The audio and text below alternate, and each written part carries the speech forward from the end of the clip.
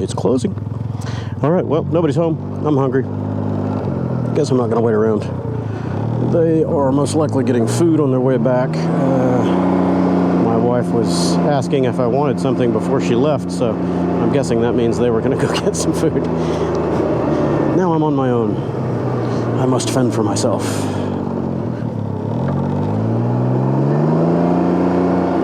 Yep, so I got the jacket on and it's a little warmer out here. Still feels pretty good though. It's not as humid as it's been lately, so that is a definite change. Finally a sign that fall is coming, or at least a cold front. It's nice to finally have a day off, man. As I always say, I am thankful for all that I've been blessed with, and thankful for all the opportunities and the work that I have and the ability to provide for my family. But man, being in the consulting business, in the service industry particularly, is feast or famine.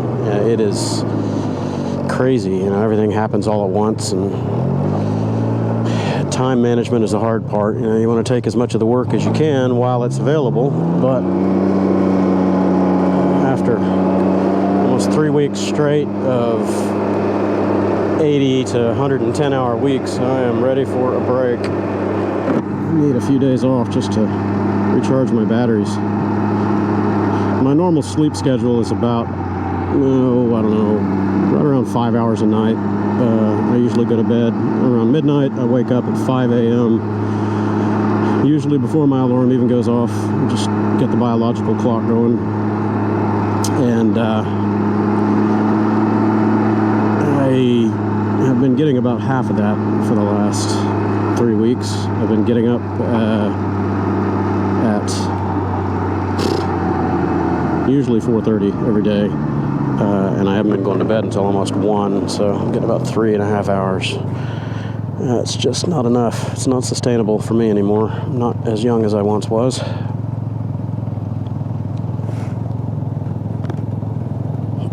As long as that thing doesn't tip too much. Probably should have unloaded the scooter before I went back out for food. Too late. I'm not going back until I'm fed. Every time I'm sitting at stoplights or even moving in traffic like this, slow-moving traffic and stoplights, I'm always looking for that RiderScan. I ordered some more. I got in contact with the new owner in the UK and arranged to do a bulk purchase with him, and pulled the trigger on that a couple days ago. So hopefully that will be coming soon, and I'll be able to take those with me for my meetup in Oklahoma City. Maybe raffle a few of those off, or just give them away as gifts to the people that show up to the event. I don't know. It doesn't bother me. They're not that expensive. I have made the decision, and I don't know if this video will be posted before that happens, but we'll see. I made the decision on where my OEM windscreen is going, so I'm going to send that out to that person. They'll know who they are. I don't need it anymore, so I know somebody that wants one, needs one, and send it to them. I could put it on Craigslist or eBay it or whatever, but I'm not going to gain much out of it. I've already spent the money. I'd much rather give it away as a gift to somebody. So, comparison between the two screens is pretty extreme. I really, really like the MadStad. I think if I had to do the purchase over again, I might do the 20-inch. So anyone that's about my height, 5'7" range, somewhere in there, 5'7" to 5'9", you're probably better off going with the 20-inch because you're going to have a little bit more upper throw, especially if you're ever considering carrying a passenger on the back. Being able to raise the screen much higher and give them a little bit of an envelope back there would be a good idea.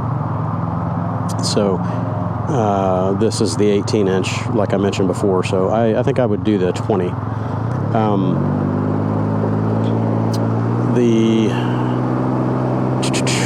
The difference between them in traffic or moving is very significant because you don't have nearly as much dirty spill right here where the OEM one kind of has that taper. buffets your helmet a little more than it should, and even in the highest position for me, it was kind of right on the verge of not being effective. And if I turn my head or move my head a little bit to either side, dirty air spilling past the side of it was a little annoying, noisy. This one, no problem.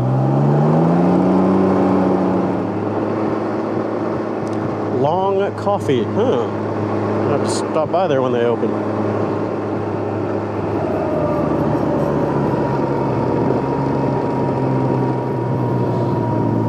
Fellow moto commuter.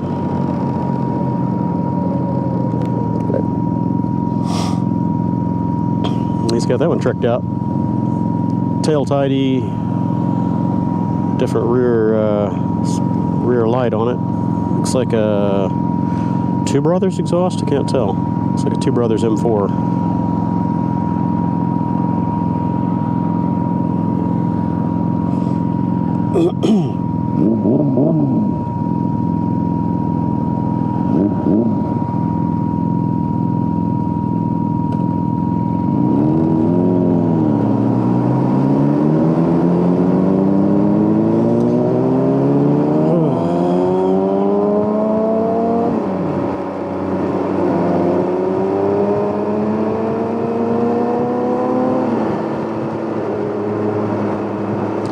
I'm going over here to Arby's because I have been hankering for a roast beef sandwich.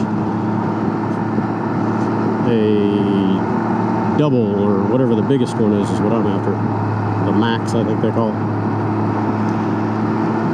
That and a cup of Anjou dipping sauce. It has just been on my mind. Try to keep my visor down for less noise in the audio on the recordings, but woo, start sweating in the helmet pretty fast.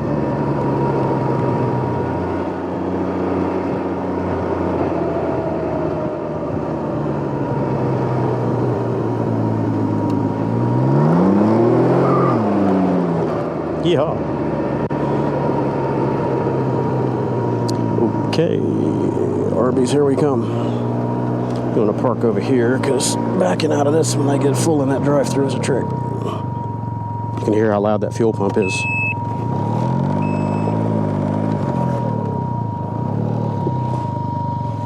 It is definitely getting louder. And it doesn't matter how much fuel I have. One owner had mentioned that they noticed it was when their tank was low. Mine does it full or low, it doesn't matter. So we know definitely now, it's been confirmed that it is a known issue. BRP is aware of it, but no fix yet. Just gonna wait for us to get stranded. That is less than cool.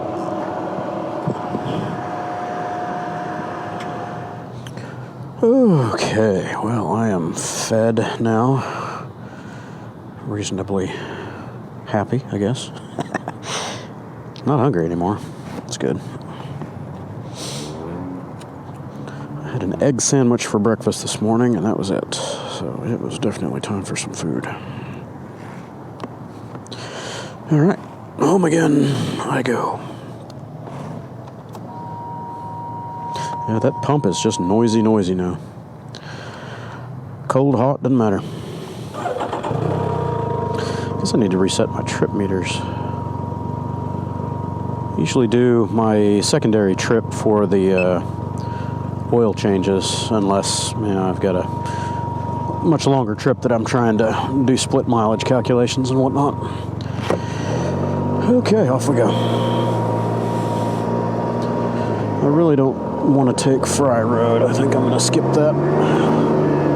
It's too busy, too rough, and too chaotic. I will just take it easy and go down West Green the way that I can.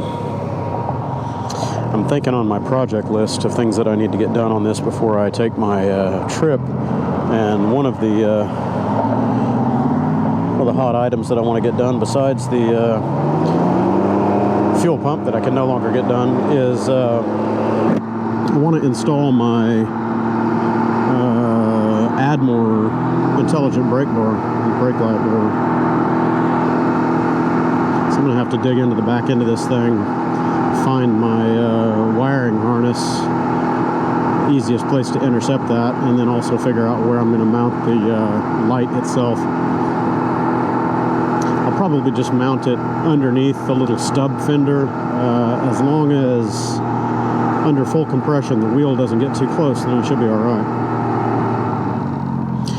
The AdMore is fully computerized and electronic and everything, so it's CAN bus friendly, so I don't think I'll have any problems on this bike. I'm just trying to figure out the best place to intercept the wiring, and I don't have a service manual for this bad boy yet, so knowing where to get in there is going to be the tricky bit. I'd like to do it much further up the body somewhere, that way the any of the splices and whatnot aren't out there visible or too near the elements. Get them a little closer into the center of the bike. The wire that comes with that brake light is really long. I think it's like 3 feet long, 4 feet long. It's a very, very long cord. So you can route the wiring wherever you want. I think I'm going to go back out on the Cub. It is really nice out tonight.